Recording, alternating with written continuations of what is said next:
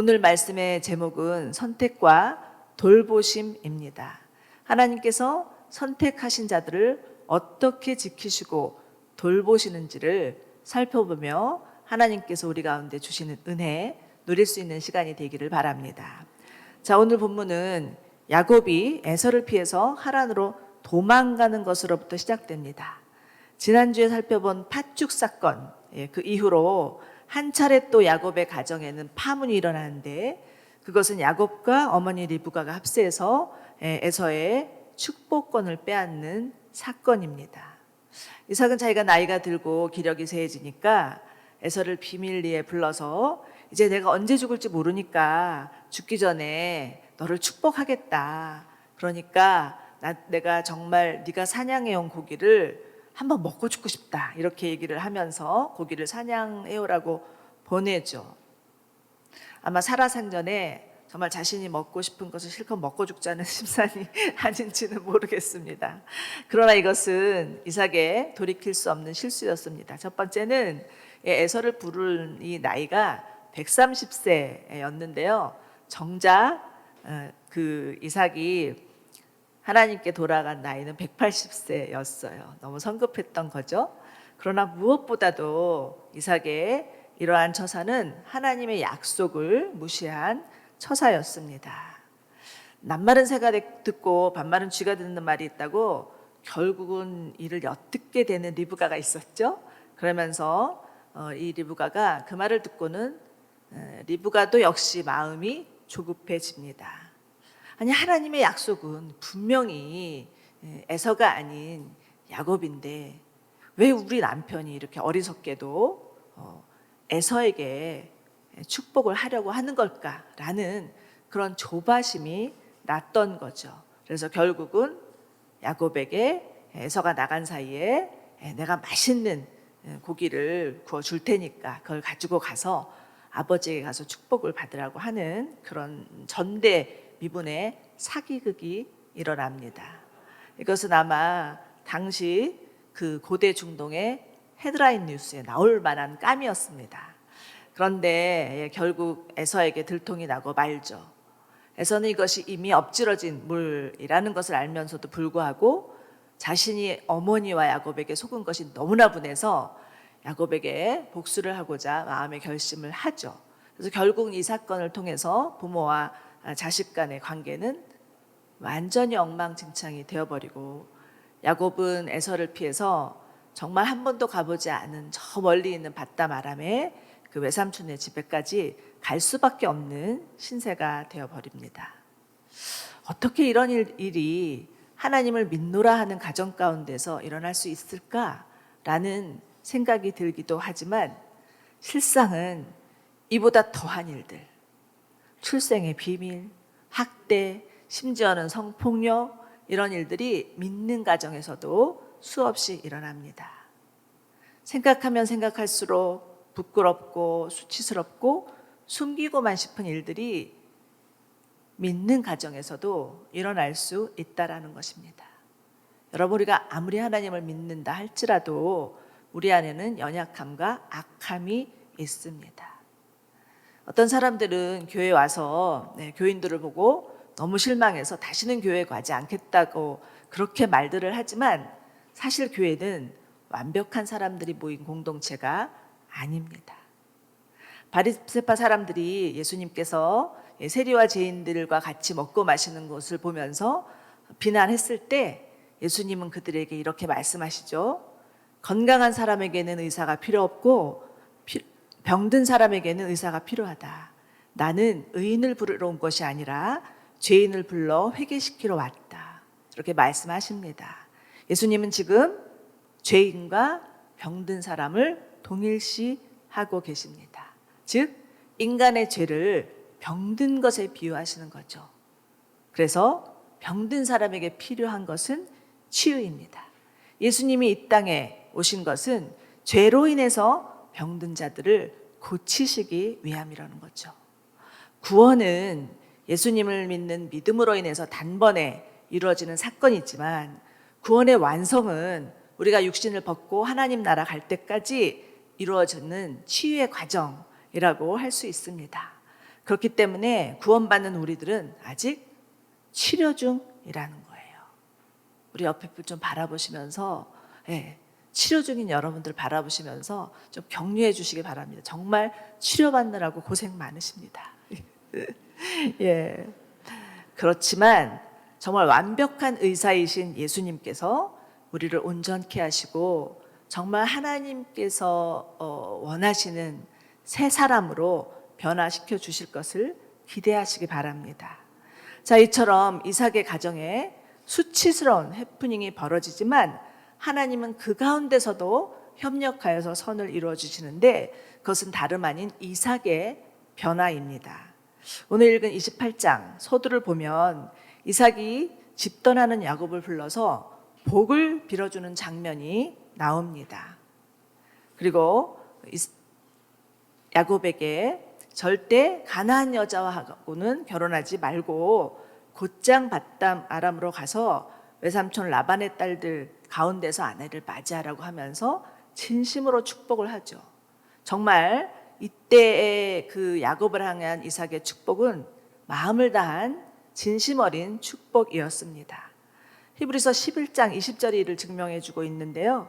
히브리서 11장 20절에서는 믿음으로 이삭은 장래일을 두고 야곱과 에서를 축복했습니다 라고 말씀하고 있습니다. 가족 간의 이 정말 비극, 이 가슴 아픈 일들을 겪으면서 이삭은 그제서야 비로소 눈이 뜨입니다.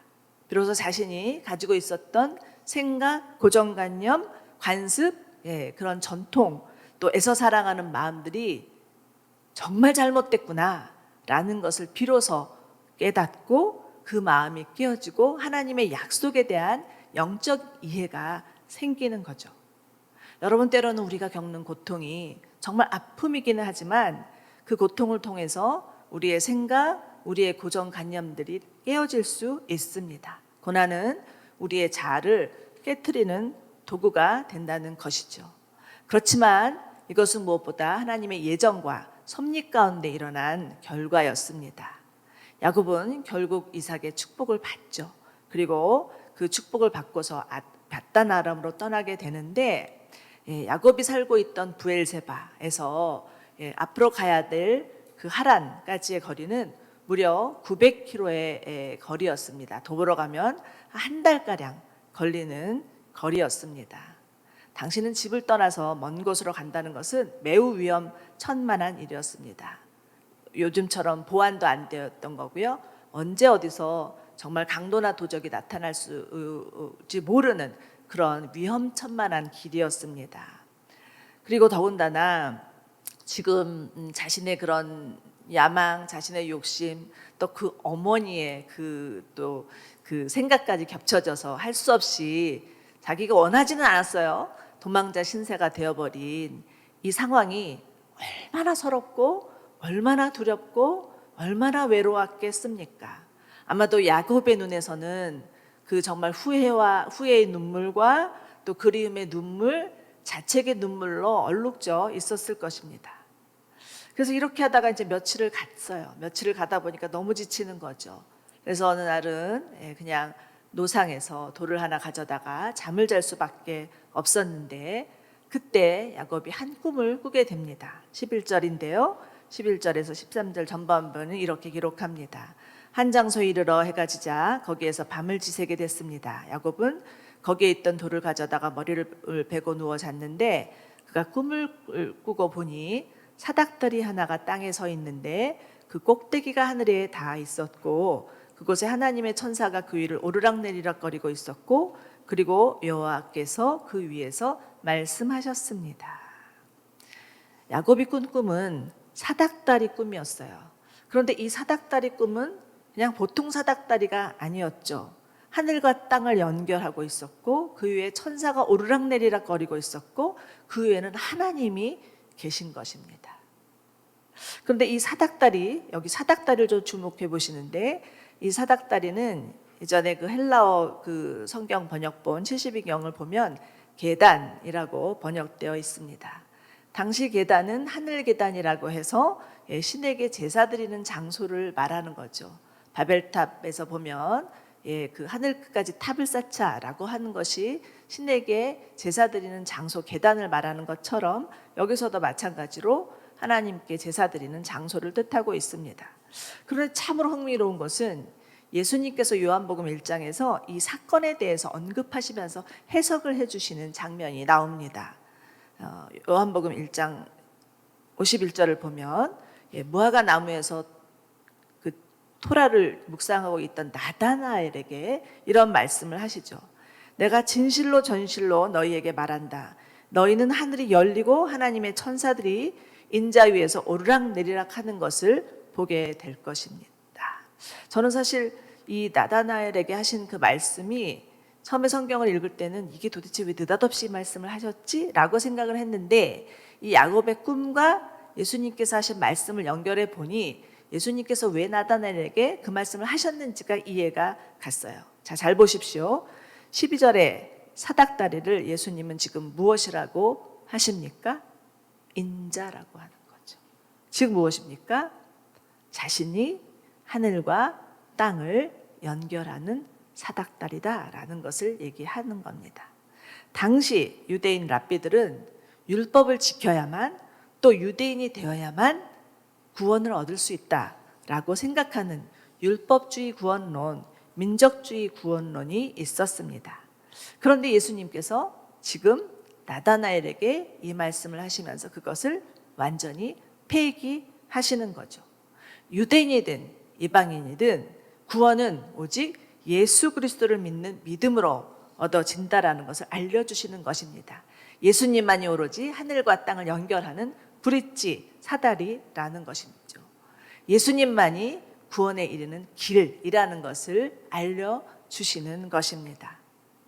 그런데 여러분, 의외로요, 교회를 오랫동안 다녔고 신앙생활을 오랫동안 했다는 사람들 가운데도 하나님은 믿겠는데 꼭 예수가 필요한지 잘 모르겠다라는 분들이 계십니다. 놀랍죠? 그런데 있더라고요. 모태신앙인 분들 가운데도 이런 경우가 종종 있습니다. 미혹해하는 영 사단이 정말 사람들의 눈을 가리워서 예수를 통한 구원의 길, 이것을 깨닫지 못하도록 방해한다는 생각을 할 수밖에 없습니다. 정말 영적 전쟁이 필요한 영역이라고 볼 수 있죠. 만약에 여러분의 주변에 그런 분들이 계시다면, 아니면 지금 이 말씀을 듣고 있는 분들 가운데 내가 바로 그런 사람이다 라고 생각을 하신다면 이것은 하나님 앞에 나아가서 기도해서야 되는 부분입니다. 내가 왜 이게 안 되지? 라고 생각할 것이 아니라 하나님께 나아가 기도할 때 하나님께서 우리를 미혹해하는 그 영적인 눈을 제거하여 주시고 정말 우리의 눈을 밝혀주셔서 예수가 오로지 길이요 진리요 생명인 것을 깨달아 알 수 있는 은혜를 주실 것이라고 믿으시기 바랍니다. 예수님만이 우리를 구원케 하는 주님의 그 구원에 이르게 하는 유일한 길이심을 믿으시는 저와 여러분들 되시기를 축원합니다. 자, 이제 야곱의 꿈에 나타나신 하나님의 음성이 나오는데요. 그것이 13절에서 15절입니다. 우리 함께 같이 읽어보시겠습니다. 시작. 내가 놓은 땅을 말씀하셨습니다. 나는 여호와 내 조상 아브라함의 하나님, 이삭의 하나님, 내가 놓은 땅을 내가 너와 자손에게 주겠다. 내 자손이 땅의 티끌과 같이 돼서 동서남북으로 퍼지게 될 것이다. 너와 내 자손을 통해 이 땅의 모든 족속들이 복을 받게 될 것이다. 내가 너와 함께 있을 것이며 내가 어디로 가든지 너를 지켜주겠다. 내가 내게 약속한 것을 다 이룰 때까지 너를 떠나지 않겠다. 자, 여기서 하나님의 약속이 주어지는데 땅, 자손, 복이라는 단어에 밑줄을 그어 보십시오. 하나님은 야곱에게 땅과 자손에 대한 복을 주십니다. 그리고 이것은 아브라함과 이삭에게 주신 약속과 동일한 약속이었죠. 그리고 이것을 이룰 때까지 또다시 세 가지 약속을 주시는데 그것은 함께 하시겠다는 약속이요, 지키시겠다는 약속이요, 떠나지 않겠다는 약속이요, 즉 동행의 약속입니다. 하나님께서 자신을 성경에서 증언하실 때 나는 아브라함의 하나님, 이삭의 하나님, 야곱의 하나님이라고 하십니다. 이 세 사람 이외에는 이 수식어가 붙지 않습니다. 이윤즉슨 모두 다 이 세 사람이 하나님과의 언약의 당사자이기 때문이죠. 하나님께서 이들과 언약을 맺으시면서 장차 하나님의 나라를 이루어 가실 것이라고 약속하신 것입니다. 그런데 여러분, 야곱은 어떤 사람입니까? 참으로 비열하기 짝이 없는 인간이죠. 자신의 야망을 위해서라면 그 온갖 그 가진 수단과 방법을 다 동원해서라도 얻어내고야 마는 자가 야곱입니다. 만약에 이런 사람이 우리 옆에 있다면 무척이나 경계했을 것이고 친구 삼으라면 피하고 싶을 타입의 그 인간이 바로 야곱입니다. 그런데 하나님께서 이런 야곱에게 친히 찾아오시고 그리고 언약을 맺으시고 그를 통해서 그 거룩한 하나님의 나라를 이루시겠다고 약속하시는 거죠. 우리 한번 에베소서 2장 4절 5절 말씀을 함께 읽어보시겠습니다. 에베소서 2장 4절에서 5절 말씀 시작. 그러나 자비가 풍성하신 하나님이 우리를 사랑하신 그 큰 사랑으로 인해 허물로 죽은 우리를 그리스도와 함께 살리셨습니다. 여러분은 은혜로 구원을 받았습니다. 네. 우리가 구원받은 것은 하나님의 자비하심 때문이라는 거죠. 정직히 말해서 우리가 야곱과 그리 다를 바 없는 자들입니다. 우리 마음 가운데도 하나님 사랑하는 마음이 있지만 또 세상적인 욕심들, 야망들이 있습니다. 정도의 차이는 있겠지만 다 야곱과 같이 정말 자신의 그 원하는 것들을 갖고 싶은, 어떻게 해서든지 그것을 취하고 싶은 마음들이 우리 가운데도 있습니다. 우리도 야곱과 같은 이중성이 있습니다. 그러나 하나님께서 이런 우리를 자녀 삼아 주셨다라는 거죠. 그리고 우리를 통해서 하나님의 나라를 이루어 가시겠다고 약속해 주신 것입니다. 그리고 이 약속을 이루기 위해서 우리 가운데 하나님께서 주신 약속, 야곱에게 내가 그 약속을 이룰 때까지 너를 지킬 것이고 함께할 것이고 떠나지 않을 것이라고 한 약속이 지금 우리 가운데서는 어떤 약속으로 주어졌는지 알고 계시는지요? 예수님이 제자들에게 승천하시기 전에 약속하신 것은 내가 너희를 떠나는 것이 유익이다. 내가 떠나면 너희에게 성령을 보내주시겠다고 약속하셨습니다. 우리 가운데 주어진 약속은 무엇입니까? 이미 우리 가운데 있는 약속은 무엇입니까? 성령님이 우리 안에 계시다라는 것입니다. 여러분, 성령님은 우리 마음 가운데 내주하시는 분이십니다. 성령님은 파라클레토스라고 하죠. 우리 가까이 계셔서 우리와 함께 하시고 나를 도우시는 분이 성령님이십니다. 그리고 성령님은 진리의 영이십니다. 예수님이 우리에게 주신 말씀을 생각나게 하시고 깨닫게 하시고 전하게 하시는 분이 성령님이시죠. 성령님은 에너지나 파워가 아닙니다. 성령님은 인격적인 하나님이시죠.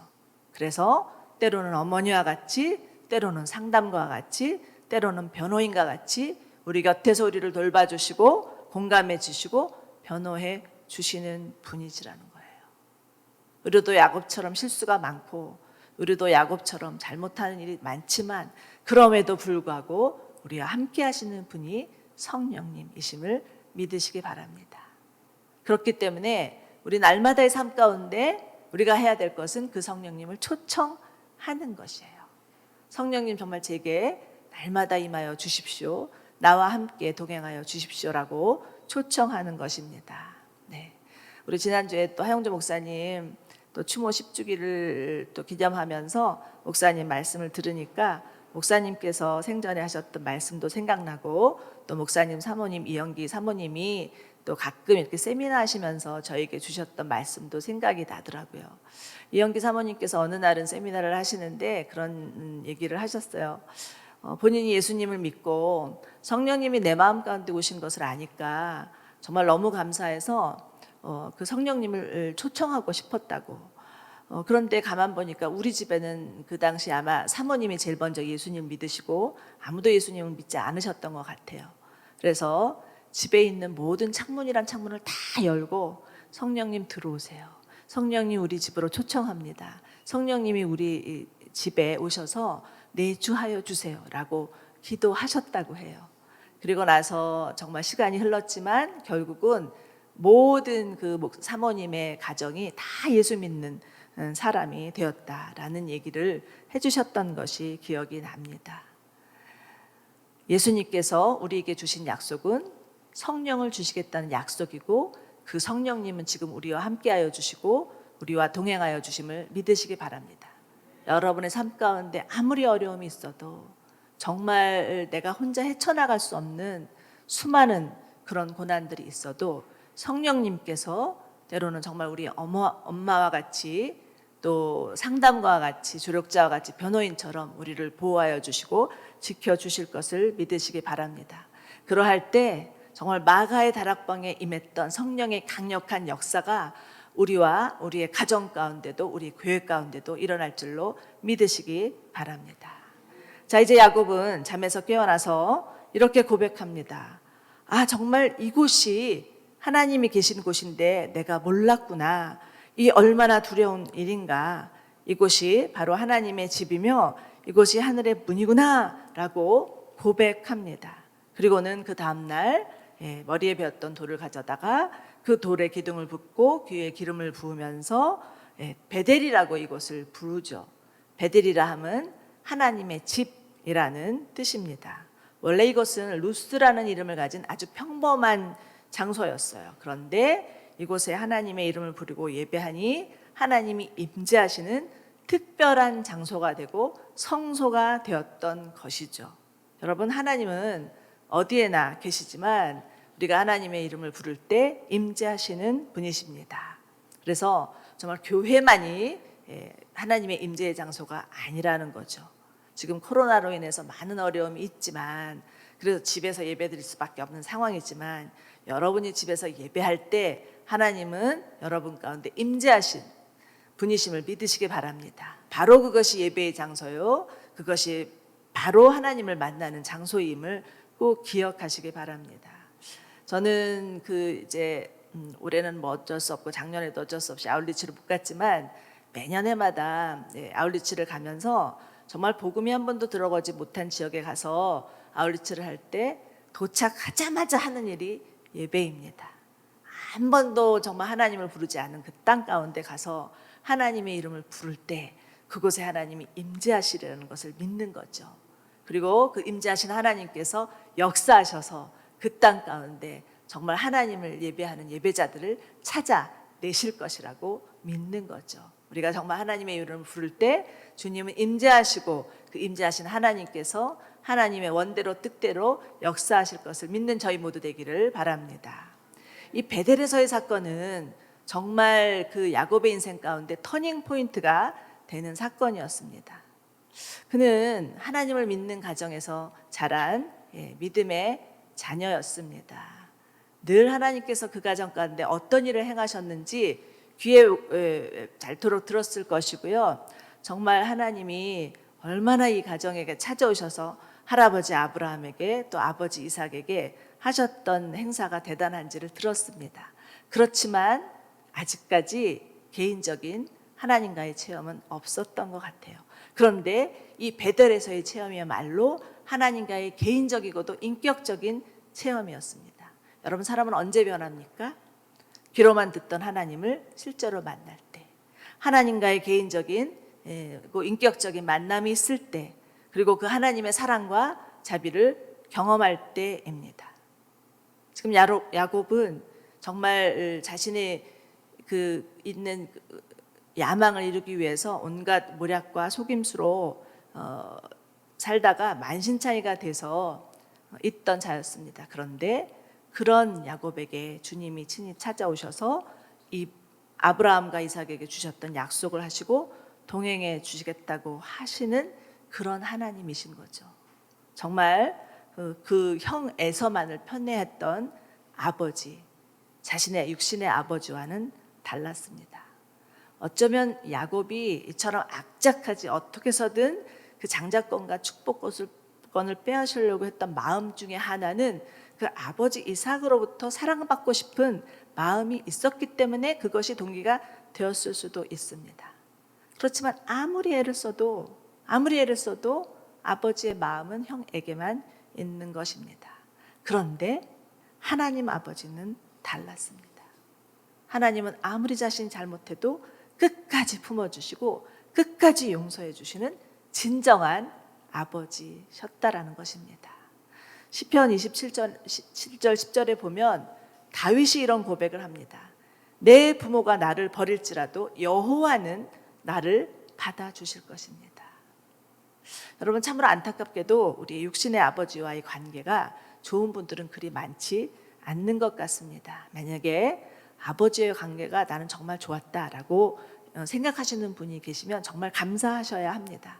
대부분의 아버지들은 생각하면 거리가 너무 먼 것 같고 생각하면 두렵고 대화가 되지 않는, 그래서 아버지가 집에 들어오시기만 하면 엄마와 함께 오손도손 있다가도 아버지가 들어오셨다는 소리만 들었다면 방으로 다 제각기 방으로 들어가는 그런 아버지의 모습들이 있습니다.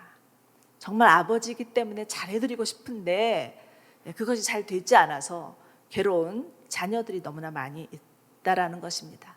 그러나 우리 육신의 아버지와 하나님 아버지는 다르십니다.